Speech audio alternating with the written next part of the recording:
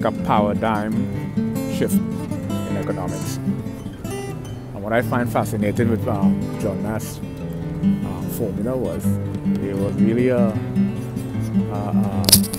metaphor. It was actually an analogy. Metaphors and analogies are they're dichotomy, you know. They're mutually exclusive. All of both terms are used interchangeably.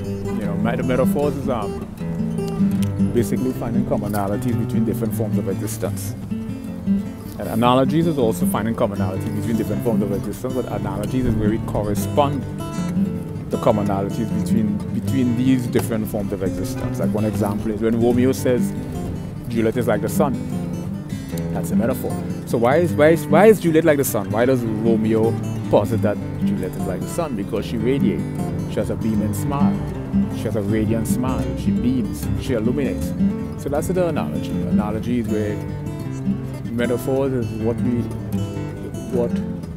correlate something to or correspond something to. An analogy is where we find the collection of commonalities. Nash, the whole idea, Nash equilibrium, for John Nash, governing dynamics, so game theory used in economics basically, was really a metaphor.